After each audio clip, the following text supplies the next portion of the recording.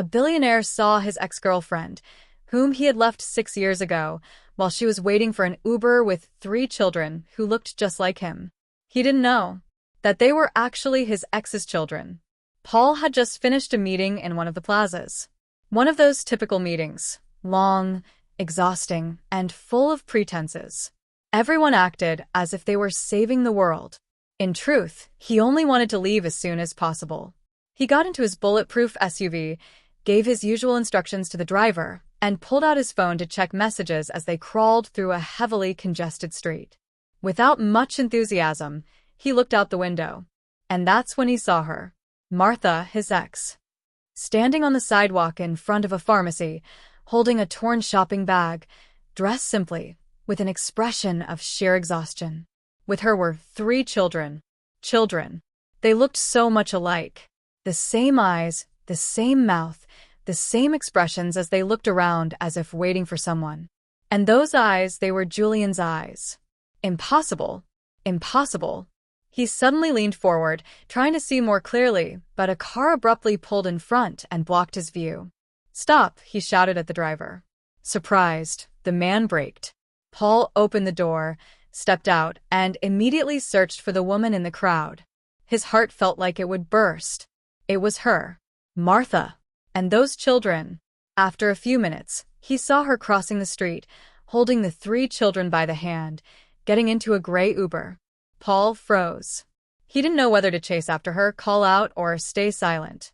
The car pulled away, until it disappeared from view. Slowly, he returned to his car. Silent. Saying nothing. The driver didn't even ask. But Paul was beside himself. He couldn't get the faces of those children out of his mind. Were they his children? He placed his hand on his forehead, closed his eyes, and sighed. It had been 6 years since he left the States. One morning, he simply walked away, without saying goodbye, without a note, not a single message. Things had been fine back then. But he was busy chasing his dreams, working on the deal that would make him rich. He left the woman he thought would understand. He told himself, "I'll come back for her. There's still time." But he never returned. And he never saw her again. When he arrived at his room in the hotel, he tore off his coat angrily and threw it on the couch. He drank, even though it was only 4 in the afternoon. He paced back and forth as if he were about to lose his mind. All the memories came flooding back. Martha's laughter, her looks, the nighttime embraces when he was tired. And now the 3 children. He grabbed his phone and searched social media. Nothing. No trace of Martha.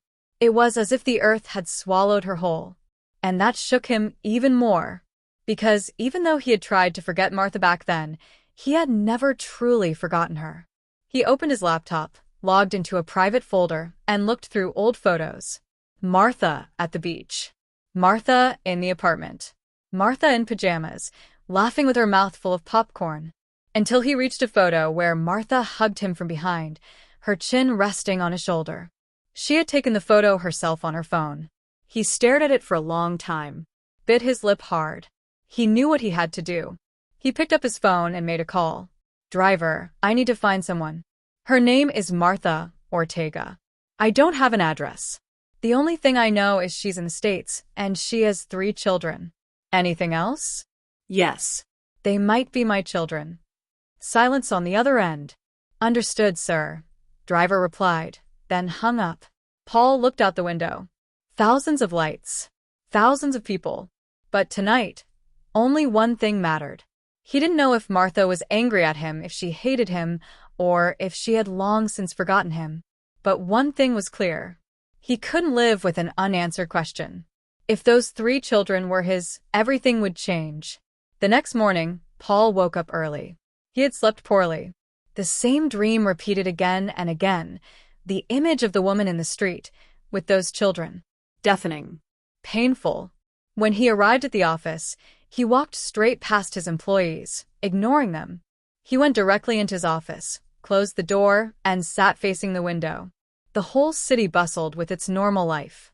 But him? He was a complete mess. He opened his phone again.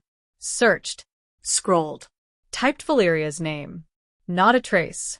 As if the earth had swallowed her whole. And in the silence of his office, he heard his own whisper.